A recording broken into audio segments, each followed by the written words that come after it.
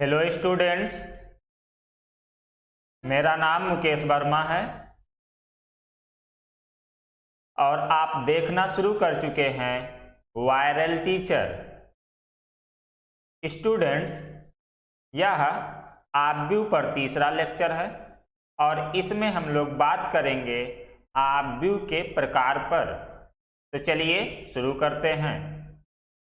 Students, यदि हम आव्यूह के प्रकार पर बात करें तो आपके एनसीईआरटी में आव्यूह के कई प्रकार बताए गए हैं। हम लोग उन्हीं पर एक एक करके डिस्कस करना शुरू करते हैं। सबसे पहला जो आपका आव्यूह है ये है पंक्ति आव्यूह। पंक्ति आव्यूह, पंक्ति आव्यूह को इंग्लिश में बोलेंगे रो मैट्रिक्स। अब देखो ये रो मैट्रिक्स क्या होती है। आप लोग पीछे पढ़ चुके हो कि रो क्या होता है। तो आपने पढ़ा था कि कोई भी आव्यूह उसमें जो क्षैतिज लाइनें बनती हैं, जो इस तरह से क्षैतिज लाइनें बनती हैं, उन्हीं को हम लोग रो कहते हैं या पंक्ति कहते हैं। तो यदि हम पंक्ति आव्यूह की बात करें तो इसकी परिभाषा देंगे एक ऐसा आव्यूह, एक ऐसा आव्यूह जिसमें सिर्फ और सिर्फ एक पंक्ति हो, सिर्फ और सिर्फ एक पंक्ति हो, एक पंक्ति हो, पंक्ति आव्यूह कहलाता है। पंक्ति आव्यूह कहलाता है। तो परिभाषा से आपको समझ में आ गया होगा कि कोई एक ऐसा आव्यूह जिसमें सिर्फ और सिर्फ एक पंक्ति हो, पंक्ति आव्यूह कहलाएगा। एग्जाम्पल के तौर पर देख लो, मान लो मैं ए बराबर लिखूं, ए बराबर ए बी सी डी। तो यह एक आव्यूह है जिसमें केवल एक पंक्ति है और 4 स्तंभ है। तो इसकी कोटि हो गई 1 गुणे 4। तो देखो इस आव्यूह में सिर्फ और सिर्फ एक पंक्ति है, इसलिए इस आव्यूह को आप पंक्ति आव्यूह कहोगे। मान लो मैं दूसरा आव्यूह बनाऊं, b बराबर ए बी सी। यह भी एक पंक्ति आव्यूह है। क्यों? क्योंकि इसमें पंक्तियों की संख्या 1 है और स्तंभों की संख्या 3 है। इसी तरीके से मान लो मैं अगला आव्यूह बनाऊं, मैं लिखूं ए बी। तो यह भी एक पंक्ति आव्यूह है और इसकी कोटि है 1 गुणे 2। मान लो मैं अगला आव्यूह बनाऊं डी बराबर ए। तो यह भी एक पंक्ति आव्यूह है, इसकी कोटि है 1 गुणे 1। ध्यान दीजिएगा ये जो डी आव्यूह में बना रहा हूं यह भी एक पंक्ति आव्यूह है। क्यों? क्योंकि इसमें पंक्तियों की संख्या सिर्फ और सिर्फ 1 है। इतनी बात क्लियर? पंक्ति आव्यूह को आप शॉर्ट में लिखना चाहो तो आप लिख सकते हो a = a i j और इसकी जो कोटि बनेगी 1 क्रॉस n। पीछे आप पढ़े थे, जब आप कोटि पढ़ रहे थे आपने कहा था कि यदि किसी आव्यूह में यम पंक्ति और यन स्तंभ हो तब उस आव्यूह का कोटि होता है m गुणे n और इसे आप लिखते थे a बराबर a i j m cross n। अब यहाँ पर देखिए, जब पंक्ति आव्यूह में पढ़ रहा हूँ तो उसमें पंक्तियों की संख्या 1 हो गई, मतलब इस यम का मान 1 हो गया। इसलिए पंक्ति आव्यूह को हम लोग शॉर्ट में लिखेंगे a बराबर a i j 1 गुणे n। ठीक, जैसे आप लिखना चाहो तो a बराबर 1 2 3, यह एक पंक्ति आव्यूह हो जाएगा। पंक्ति आव्यूह के बाद अब दूसरे टाइप पर बात करते हैं, दूसरे आव्यूह पर। दूसरा आव्यूह है स्तंभ आव्यूह। स्तंभ आव्यूह, इंग्लिश में कॉलम मैट्रिक्स। तो अब कॉलम मैट्रिक्स क्या होता है? जिस तरह से आपने देखा कि पंक्ति आव्यूह में केवल एक पंक्ति होता है, उसी तरीके से स्तंभ आव्यूह आप किसे कहोगे? एक ऐसा आव्यूह जिसमें सिर्फ और सिर्फ एक स्तंभ हो, उसे हम लोग स्तंभ आव्यूह कहेंगे। एग्जाम्पल के तौर पर देखो, मान लो मैं एक आव्यूह ए बराबर लिखूं ABC, तो इस आव्यूह में केवल और केवल एक स्तंभ है, इसलिए इस आव्यूह को हम लोग स्तंभ आव्यूह कहेंगे।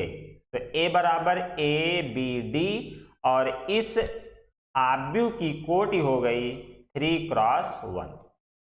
ठीक है, इसी तरीके से मान लो मैं दूसरा आव्यूह लिखूं B बराबर AB, यह भी एक स्तंभ आव्यूह होगा और इसकी कोटि होगी 2 गुणे 1।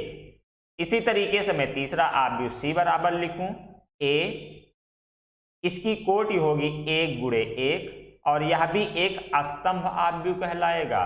ध्यान दीजिए, क्योंकि इसमें सिर्फ और सिर्फ एक स्तंभ है, इसलिए यह स्तंभ आव्यूह कहलाएगा। तो स्तंभ आव्यूह की यदि मैं परिभाषा की बात करूं तो आप कह सकते हो ऐसा आव्यूह जिसमें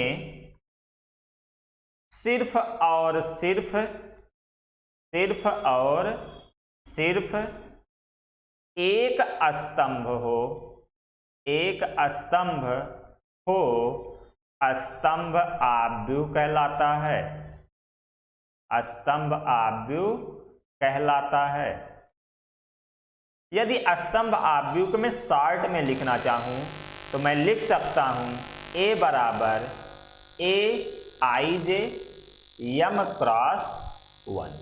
अब यहां n का मान 1 हो जाएगा, क्यों? क्योंकि इसमें स्तंभों की संख्या सिर्फ और सिर्फ 1 है। अब हम लोग तीसरे आव्यूह पर बढ़ते हैं। तीसरा आव्यूह है वर्ग आव्यूह, यानी कि स्क्वायर मैट्रिक्स। तो देखो, आप वर्ग आव्यूह किसे कहोगे? आप जानते होंगे वर्ग क्या होता है? एक ऐसी आकृति जिसकी लंबाई और चौड़ाई बराबर हो, वर्ग कहलाता है। तो यदि मैं वर्ग आव्यूह की बात करूं तो मैं कहूंगा एक ऐसा आव्यूह जिसमें पंक्तियों की संख्या स्तंभों की संख्या के बराबर हो, वर्ग आव्यूह कहलाता है। जैसे ABCDEFGHI, अगर मैं इस आव्यूह में पंक्तियों की संख्या देखूं तो 3 है, स्तंभों की संख्या 3 है, तो यह आव्यूह हमारा कैसा आव्यूह कहलाएगा? वर्ग आव्यूह।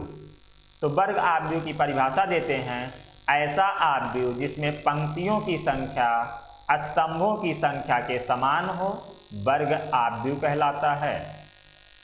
तो जो ये हमने आव्यूह लिखा है A, इसमें 3 पंक्ति और 3 स्तंभ हैं, इसलिए यह एक वर्ग आव्यूह है। इसी तरीके से दूसरे एग्जाम्पल पर बात करें, B बराबर ABCD लिखें, तो इसमें पंक्तियों की संख्या 2 और स्तंभों की संख्या 2 है, इसलिए यह एक वर्ग आव्यूह है।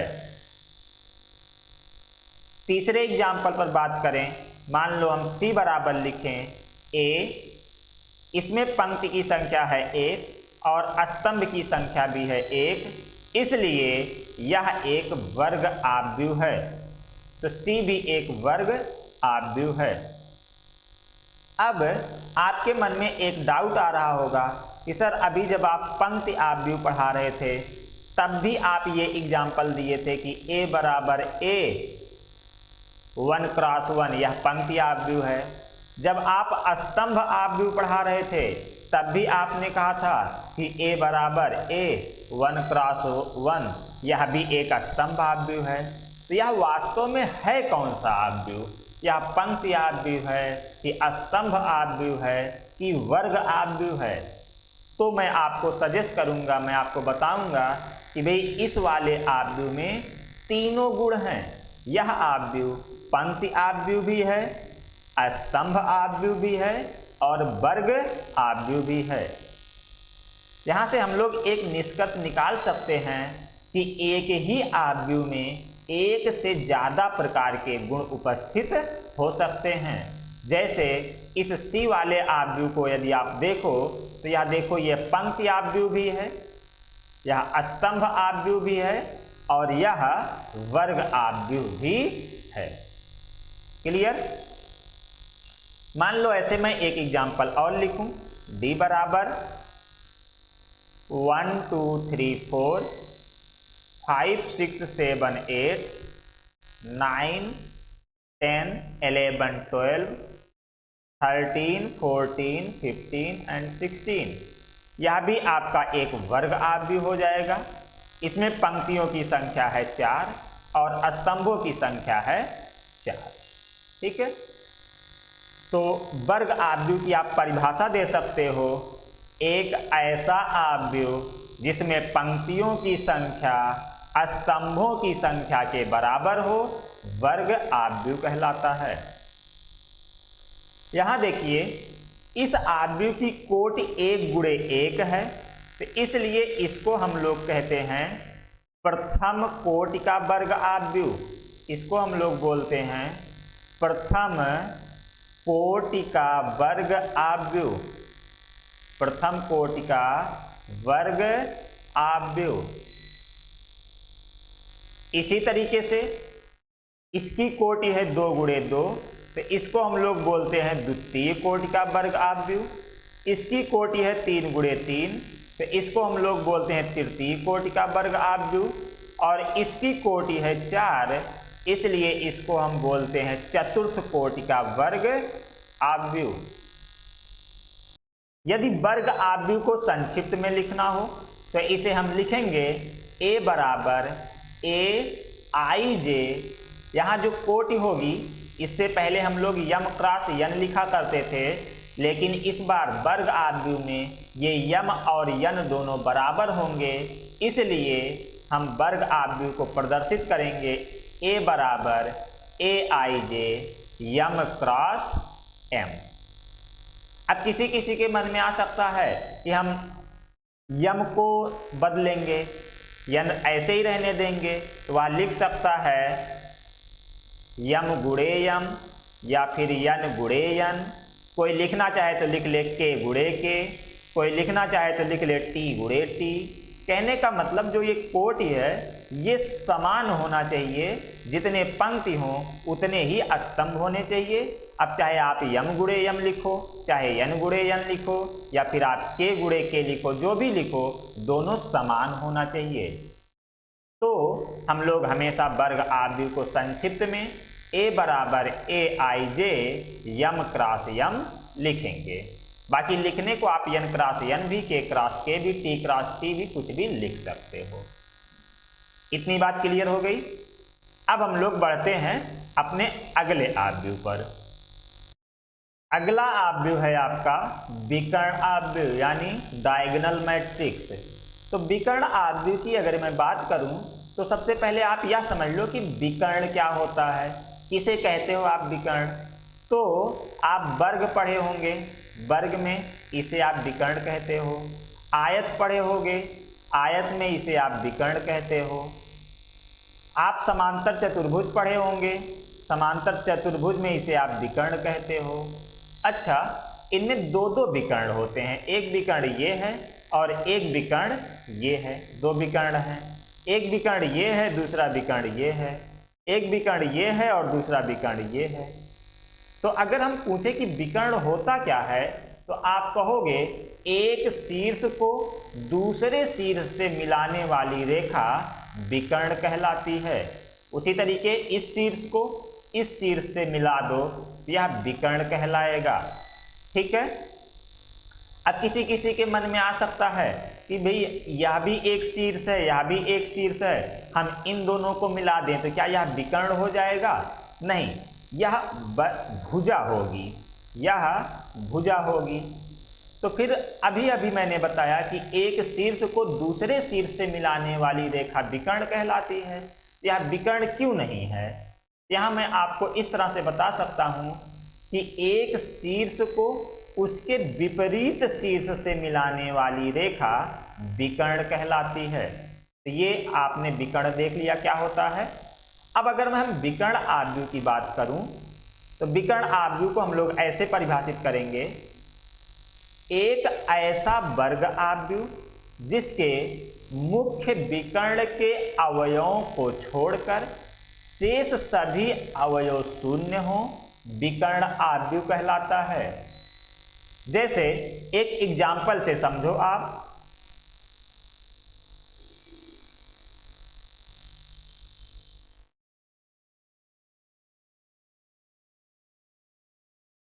जैसे मान लो मैं कहूं a बराबर a00 0b0 00c, तो यह एक विकर्ण आव्यूह है।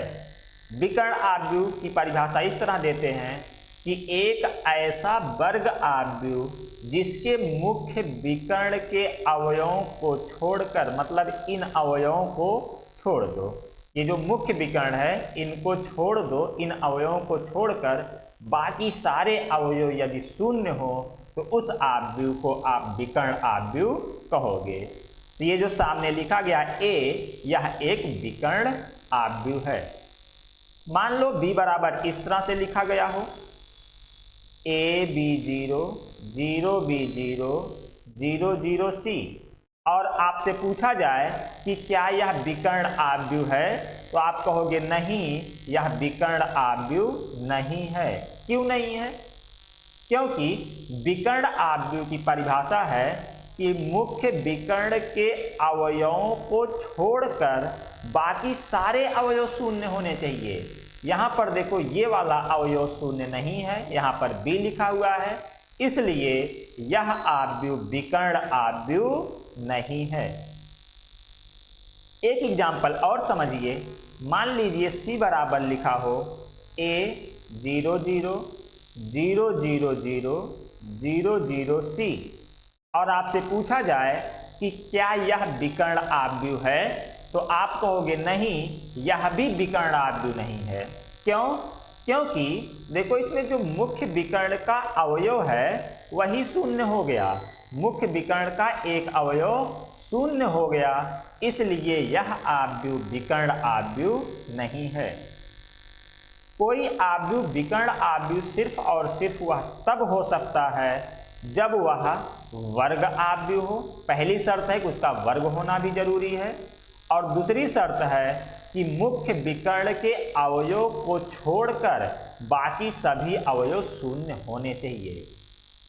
ध्यान दीजिएगा कि मुख्य विकर्ण का अवयव शून्य ना हो। यदि मुख्य विकर्ण का अवयव शून्य हो जाएगा तो वह आव्यूह वर्ग आव्यूह नहीं कहलाएगा।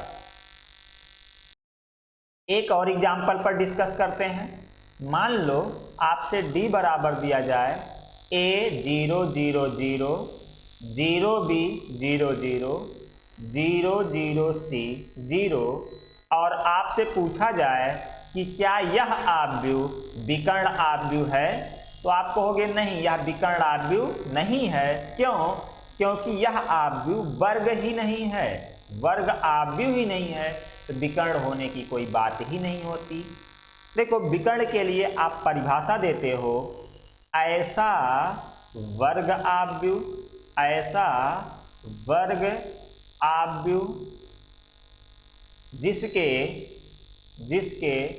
मुख्य विकर्ण को छोड़कर, मुख्य विकर्ण के अवयवों को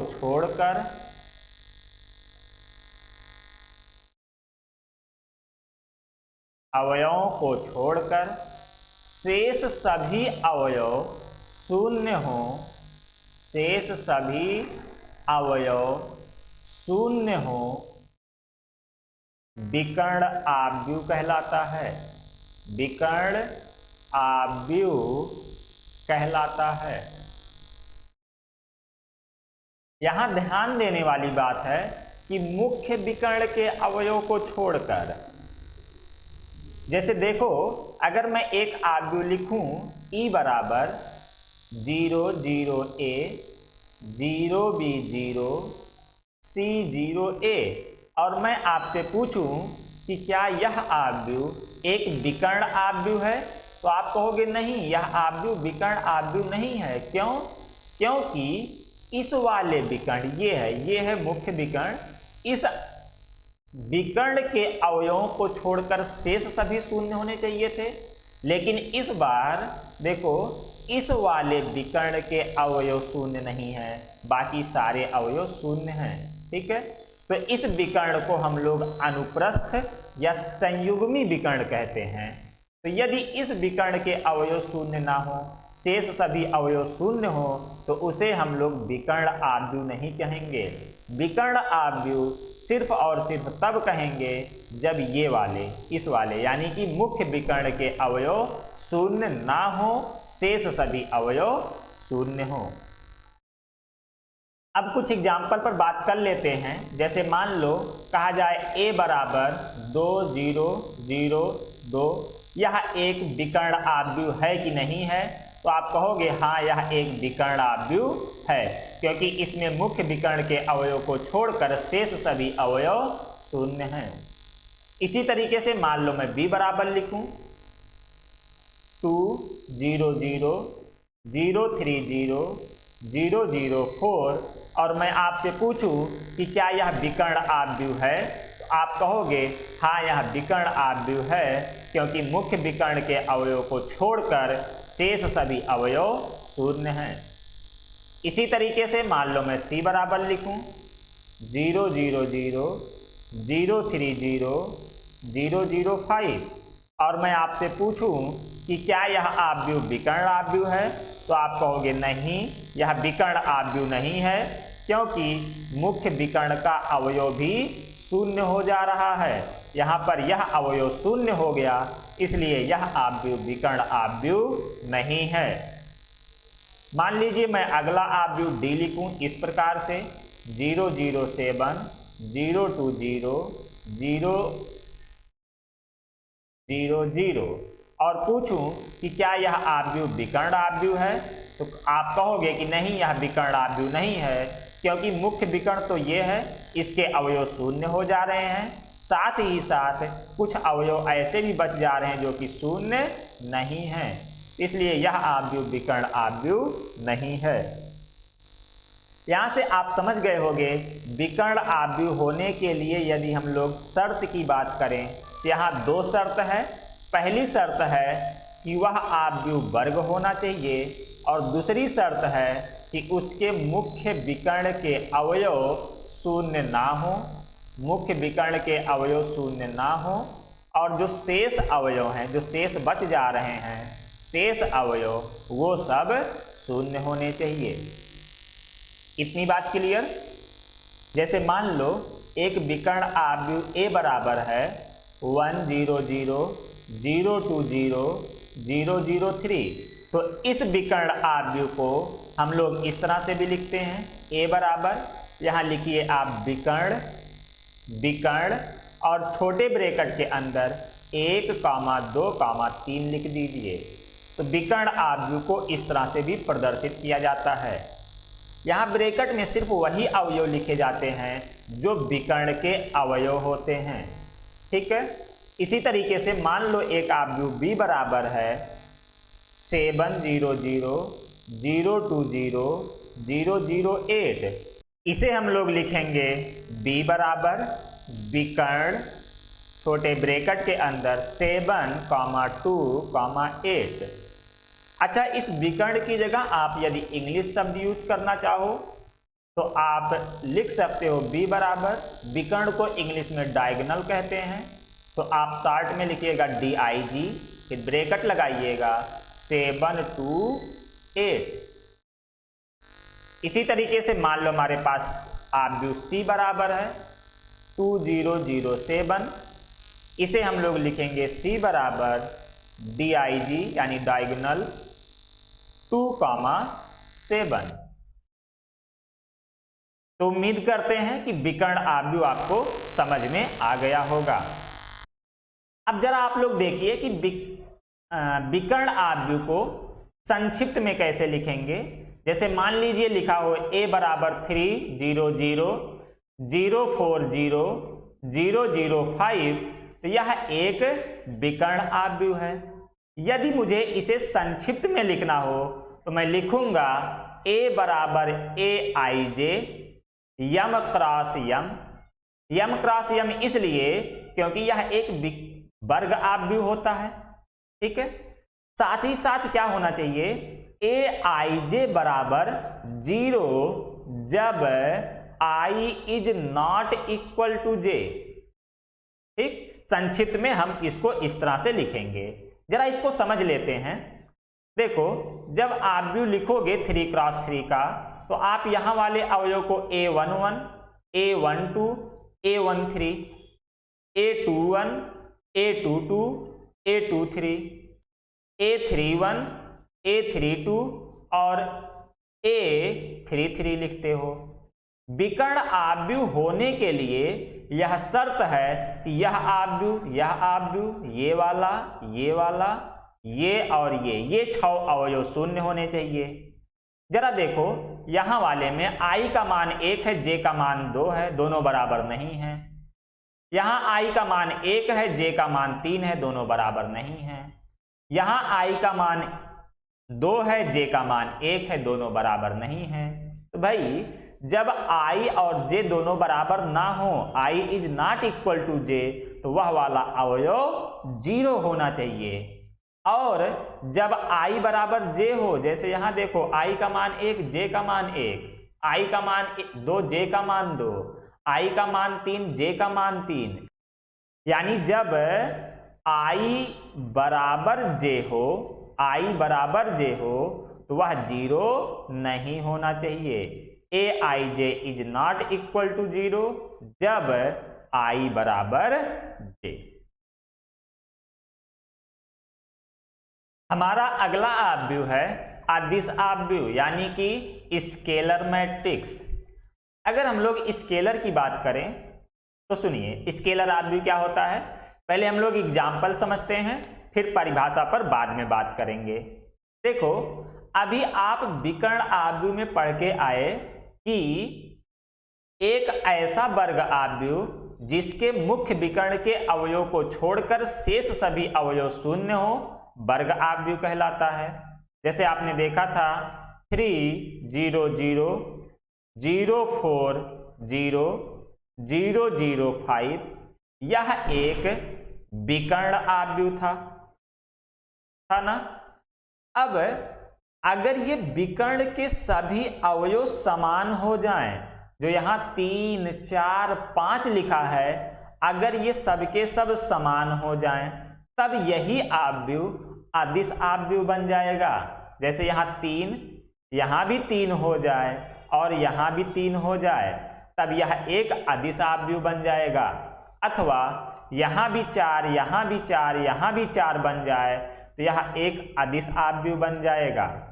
ठीक है, तो विकर्ण आव्यूह में जो विकर्ण के अवयव अलग अलग हुआ करते थे, यदि वही समान हो जाएं, जैसे यहां 3, यहां भी 3 और यहां भी 3 हो जाए, विकर्ण के सभी अवयव समान हो जाएं, यह आव्यूह आपका विकर्ण आव्यूह बन जाता है।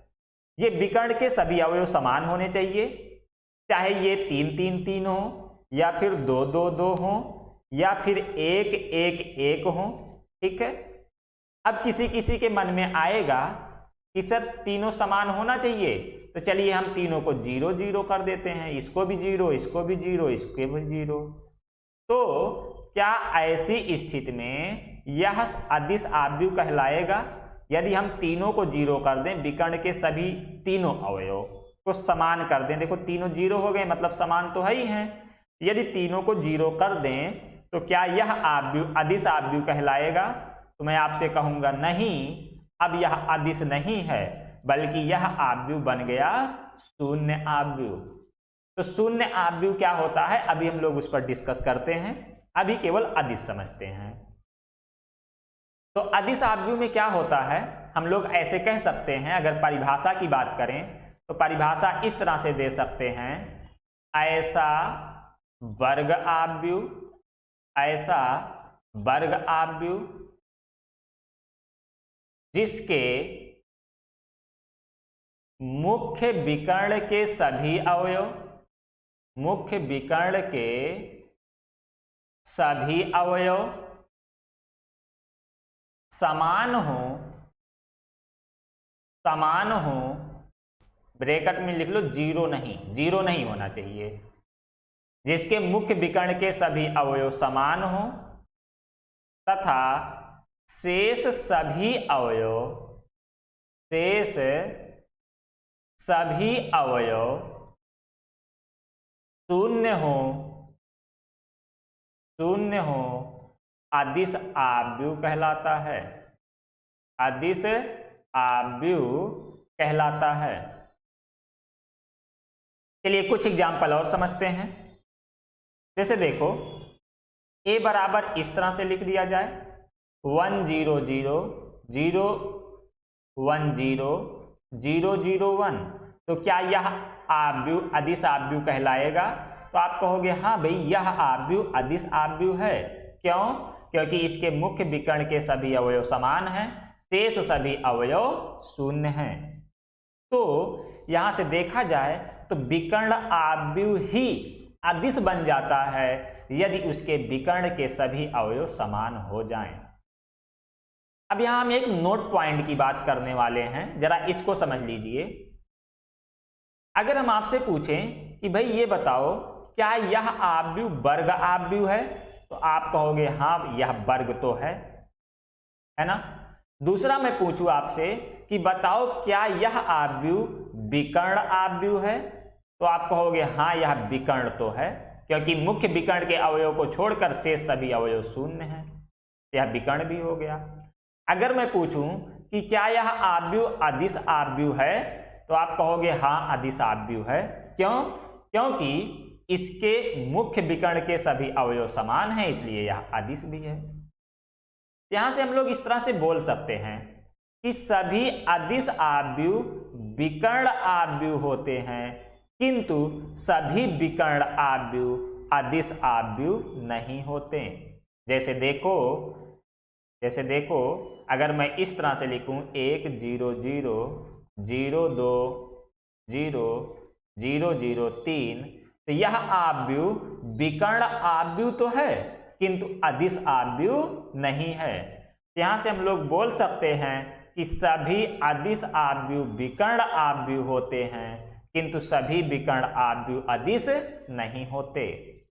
दूसरी बात हम बोल सकते हैं कि सभी विकर्ण आव्यूह वर्ग आव्यूह होते हैं, किंतु सभी वर्ग आव्यूह विकर्ण नहीं होते, या सभी वर्ग आव्यूह अदिश नहीं होते। इतनी बात क्लियर हो गई होगी। अब जरा देखिए कि अदिश आव्यूह को संक्षिप्त में कैसे लिखोगे। अदिश आव्यूह को संक्षिप्त में लिखोगे a बराबर aij यम क्रॉस यम। यम क्रॉस यम इसलिए क्योंकि यह वर्ग आव्यूह होगा। साथ ही साथ aij इक्वल टू 0 जब i is not equal to j, तथा aij बराबर कोई भी कांस्टेंट के जब i इक्वल टू j। जरा इसको एक एग्जाम्पल से समझिए कैसे यह संक्षिप्त रूप बनाया जा रहा है। मान लो मैं एक आव्यूह लिखूं a बराबर 2 0 0 0 2 0 0 0 2, यह एक अदिश आव्यूह है। ठीक है, देखो जो यहां पर अवयव होता है इसको a11 लिखते हैं, इसको a12 लिखते हैं, इसको a13, ऐसे ही यहां पर a21 a22 a23, ये वाला a31 a32 a33। तो अदिश होने के लिए क्या होना चाहिए? इसको 0 होना चाहिए, इसको 0 होना चाहिए, इसको 0 होना चाहिए, ये 0 हो, ये 0 हो और ये 0 हो। ये 6 अवयव 0 होने चाहिए। यहां देखो i का मान 1 है, j का मान 2 है, यानी दोनों बराबर नहीं है। i का मान 1 है, j का मान 3 है, दोनों बराबर नहीं है। i का मान 2 है, j का मान 1 है, दोनों बराबर नहीं है। तो जब i is not equal to j, तब ai जो को 0 होना चाहिए। और इसमें जरा देखो यहां i का मान भी 1 है, j का मान भी 1 है, यानी दोनों बराबर हैं। यहां i का मान 2 है, j का मान 2 है, यानी दोनों बराबर हैं। i का मान 3 है, j का मान 3 है, यानी दोनों बराबर हैं। तो जब i बराबर j हो तो इसे क्या होना चाहिए? कोई ना कोई कांस्टेंट, k, कोई ना कोई नियत वैल्यू, जैसे 2 2 2 3 3 3 ऐसे ही। तो अदिश आव्यूह को संक्षिप्त में हम लोग लिखते हैं ए बराबर ए आई जे यम क्रॉस यम, ए आई जे बराबर 0 जब I is not equal to जे, और ए आई जे बराबर के जब आई इक्वल टू जे। अब हम लोग अपने अगले आव्यूह पर बढ़ते हैं। अगला आव्यूह हमारा तत्समक आव्यूह, तत्समक आव्यूह इंग्लिश में कहते हैं आइडेंटिटी मैट्रिक्स।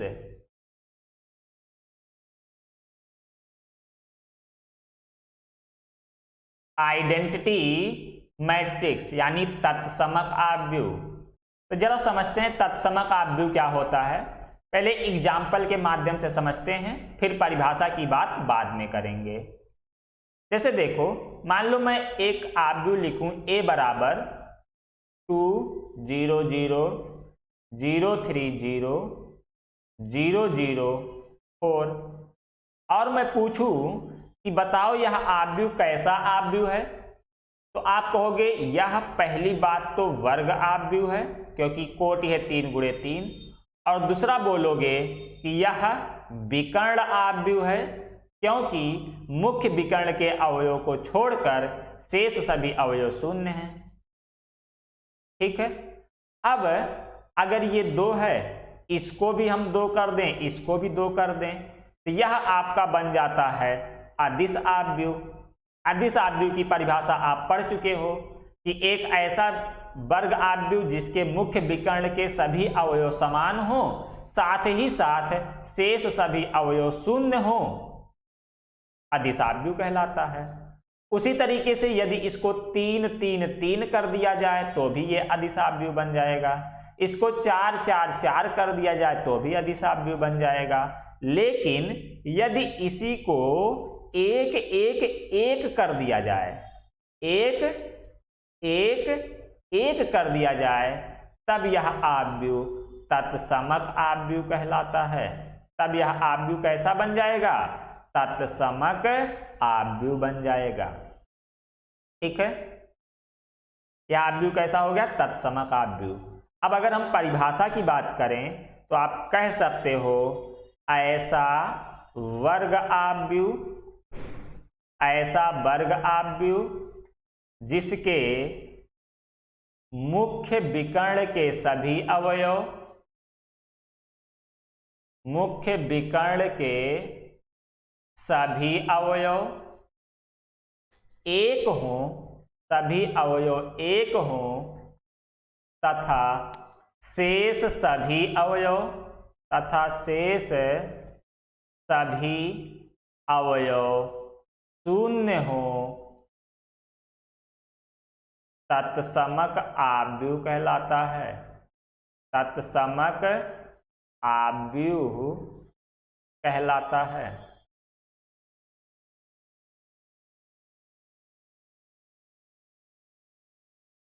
तत्समक आव्यूह को हम लोग हमेशा कैपिटल आई से प्रदर्शित करेंगे।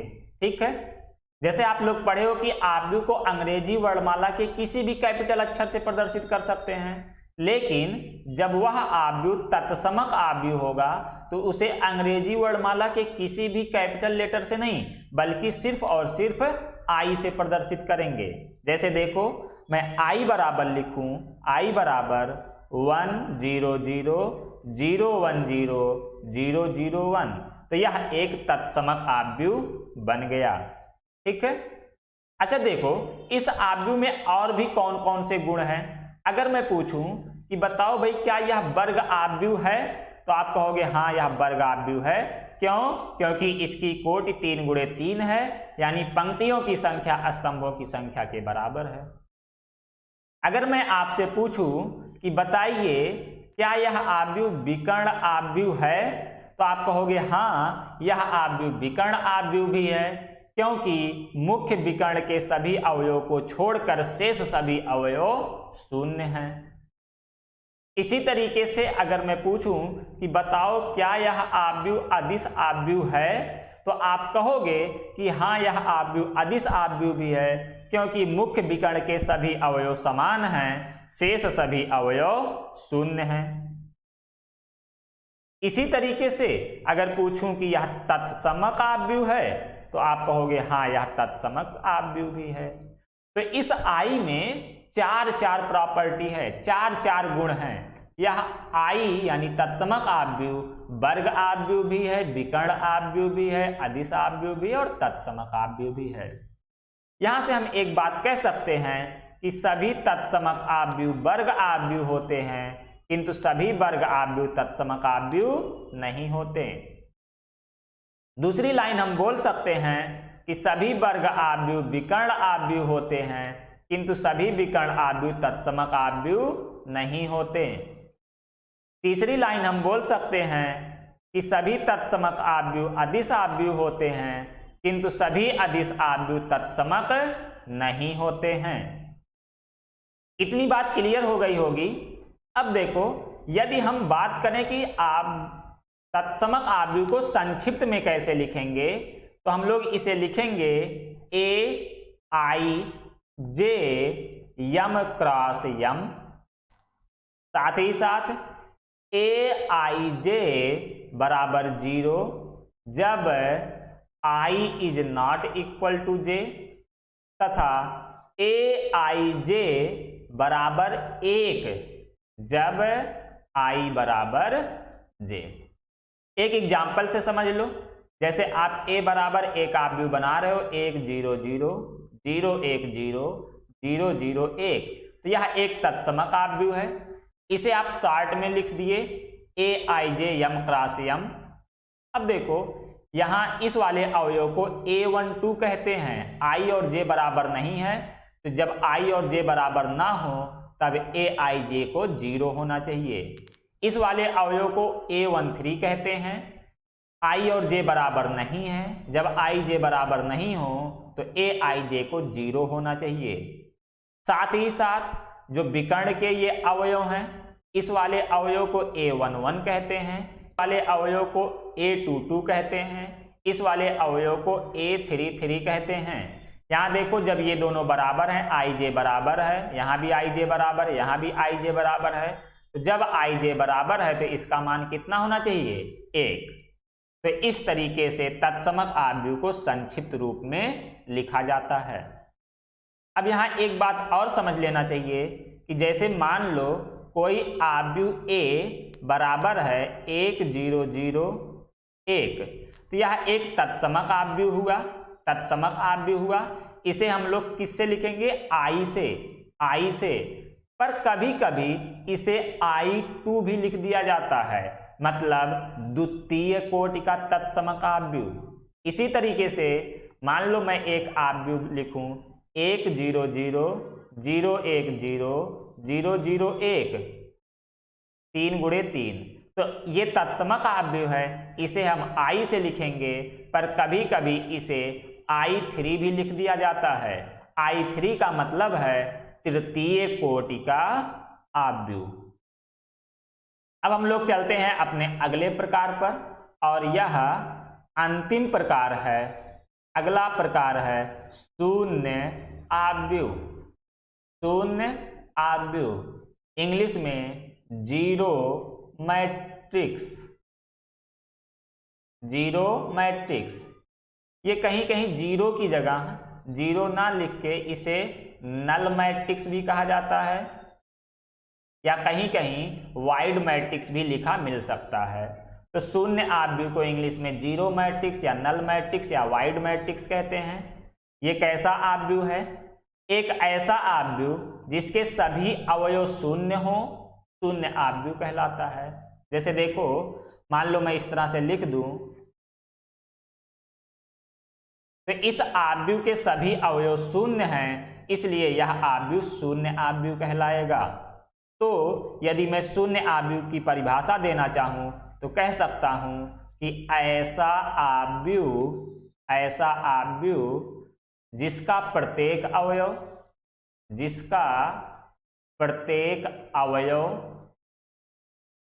शून्य हो, शून्य आव्यूह कहलाता है। शून्य आव्यूह कहलाता है। और शून्य आव्यूह को इसे हमेशा ओ से प्रदर्शित करते हैं, ओ से प्रदर्शित करते हैं। तो जहां कहीं भी शून्य आव्यूह रहेगा उसे हम लोग किससे प्रदर्शित करेंगे? ओ से। तो एक ऐसा आव्यूह जिसके प्रत्येक अवयव शून्य हो, शून्य आव्यूह कहलाता है। यहां ध्यान देने वाली बात है कि इसका वर्ग होना कंपलसरी नहीं है। जैसे अगर हम लोग इस तरह से लिखें ओ बराबर 0 0 0 0 0 0, इसकी कोटि है 2 क्रॉस 3, तो यह भी एक शून्य आव्यूह होगा, यह भी एक शून्य आव्यूह होगा। शून्य आव्यूह होने के लिए वर्ग का होना जरूरी नहीं है। इसी तरीके से जैसे मान लो मैं इस तरह से लिख दूं, यह भी एक शून्य आव्यूह है, यह भी एक शून्य आव्यूह है। यहां हम लोग समझ गए कि शून्य आव्यूह होने के लिए वर्ग का होना जरूरी नहीं है, किंतु तत्समक, अदिश और विकर्ण होने के लिए वर्ग का होना जरूरी है। इतनी बातें समझ में आ गई होंगी। आव्यूह के बस इतने प्रकार पर अभी हम लोग डिस्कस करेंगे। आव्यूह के कुछ प्रकार और भी हैं, कुछ और भी हमें मिलेंगे, जैसे कि सममित आव्यूह, विषम सममित आव्यूह, ये सब भी मुझे पढ़ने हैं। लेकिन इसको हम लोग तब पढ़ेंगे जब हम लोग पढ़ लेंगे कि आव्यूह का परिवर्त क्या होता है। जब तक आप आव्यूह के परिवर्त के बारे में नहीं पढ़ोगे तब तक आप यह नहीं समझ पाओगे कि सममित आव्यूह क्या होता है या विषम सममित आव्यूह क्या होता है। ठीक, तो अभी हम लोग बस इतना ही आव्यूह के प्रकार में यही इतना पढ़े हैं। कौन कौन सा पढ़ लिए? पंक्ति आव्यूह, स्तंभ आव्यूह, वर्ग आव्यूह, विकर्ण आव्यूह, अदिश आव्यूह, तत्समक आव्यूह और शून्य आव्यूह। ठीक है, चलिए इसी पर कुछ एग्जाम्पल और कर लेते हैं। कुछ एग्जाम्पल हम लोग देखते हैं कि उसमें कौन कौन से गुण हैं। मान लीजिए मैं एक आव्यूह लिखूं a बराबर 0 0 7 0 0 2 0 0 3 और मैं आपसे पूछूं कि यह कैसा आव्यूह है। मैं आपसे पूछूं क्या यह पंक्ति आव्यूह है, तो आप कहोगे नहीं। क्या यह स्तंभ आव्यूह है? नहीं। क्या यह वर्ग आव्यूह है? तो आप कहोगे हाँ यह वर्ग है, वर्ग है ये। इसके साथ ही बाकी और किसी को पूछूं क्या विकर्ण है, तो नहीं, विकर्ण भी नहीं है, क्योंकि विकर्ण के लिए ये छोड़कर शेष सभी अवयव शून्य होने चाहिए। क्या यह अदिश है? तो नहीं, यह अदिश भी नहीं है, यह तत्समक भी नहीं है। तो यह आव्यूह सिर्फ और सिर्फ वर्ग है। एक अगला एग्जाम्पल देखो, b बराबर मान लो मैं लिखूं 3 0 0 0 3 0 और मैं पूछूं कि बताओ भैया क्या यह वर्ग आव्यूह है, तो आप कहोगे नहीं, वर्ग नहीं है। क्यों? क्योंकि इसमें पंक्तियों की संख्या 2 है और स्तंभों की संख्या 3 है। इसी तरीके से मैं पूछूं कि क्या यह विकर्ण है, तो आप कहोगे नहीं, यह विकर्ण भी नहीं है। विकर्ण तो होने के लिए पहली कंडीशन ही है कि उसका वर्ग होना जरूरी है। अगर पूछे कि क्या यह अदिश है, तो आप कहोगे नहीं, यह अदिश भी नहीं है। अदिश होने के लिए भी वर्ग का होना जरूरी है। और अगर पूछे कि क्या यह तत्समक है, तो आप कहोगे नहीं, यह तत्समक भी नहीं है। तब आपके मन में आएगा कि अब तक हम लोग जितना भी आव्यूह पढ़े उसमें से इसको किस कैटेगरी में रखेंगे। तो इसको हम लोग किसी कैटेगरी में नहीं रख सकते। क्यों? क्योंकि यह ना तो पंक्ति है, ना तो स्तंभ है, ना विकर्ण है, ना वर्ग है, ना अदिश है, ना तत्समक है, ना शून्य है, कोई नहीं है। इसे हम किसी कैटेगरी में नहीं रखेंगे। यह सिर्फ और सिर्फ आव्यूह है, एक आव्यूह है। या किस प्रकार का आव्यूह है इसका कोई नाम नहीं है। इसी तरीके से मान लो मैं c बराबर लिखूं 2 0 0 2 और मैं पूछूं कि क्या यह वर्ग आव्यूह है, तो आप कहोगे हाँ, क्योंकि इसकी कोटि 2 क्रॉस 2 है। अगर मैं पूछूं क्या यह विकर्ण आव्यूह है, तो आप कहोगे हाँ, क्योंकि मुख्य विकर्ण के अवयव को छोड़कर शेष सभी अवयव शून्य हैं। क्या मैं आपसे पूछूं क्या यह अदिश आव्यूह है, तो आप कहोगे हाँ, मुख्य विकर्ण के सभी अवयव समान है, शेष सभी अवयव शून्य है, इसलिए अदिश भी है। अगर मैं पूछूं क्या यह तत्समक आव्यूह है, तो आप कहोगे नहीं, तत्समक होने के लिए ये मुख्य विकर्ण का अवयव एक होना चाहिए। तो इतनी बातें समझ में आ गई। आव्यूह के प्रकार उम्मीद करते हैं कि आपको समझ में आ गया होगा। यदि फिर भी किसी भी प्रकार में कोई डाउट रह गया हो तो आप कमेंट करके पूछ सकते हो। तो आज के लेक्चर में बस इतना ही। अब इसके बाद चौथे लेक्चर में हम लोग आव्यूह पर थ्योरम नहीं पढ़ेंगे, बल्कि इतनी थ्योरी पढ़ने के बाद, इतने कॉन्सेप्ट पढ़ने के बाद अब हम लोग आएंगे आव्यूह की पहली एक्सरसाइज 3.1 को सॉल्व करेंगे। पहले 3.1 को सॉल्व करेंगे। इसको सॉल्व करने के बाद इसके बाद हम लोग आव्यूह के अगले कॉन्सेप्ट को पढ़ेंगे। और भी जो कॉन्सेप्ट हैं जैसे आव्यूहों का योग, आव्यूहों का घटाना, गुणा, ये सब जो भी कॉन्सेप्ट हैं हम लोग पढ़ेंगे। अभी क्या करेंगे, पहले 3.1 को सॉल्व करेंगे अगले लेक्चर में। मैं ऐसा नहीं चाहता कि आपको पहले सारा का सारा थ्योरी बता दूं उसके बाद क्वेश्चन सॉल्व कराऊं, नहीं, साथ ही साथ क्वेश्चन भी सॉल्व करते जाओ। आप एक एक प्रश्नावली की थ्योरी पढ़ो और उसी पर क्वेश्चन सॉल्व करते जाओ। तो अगले लेक्चर में हम लोग पहले 3.1 को सॉल्व करेंगे, फिर आगे के कॉन्सेप्ट को पढ़ेंगे। Okay, thank you.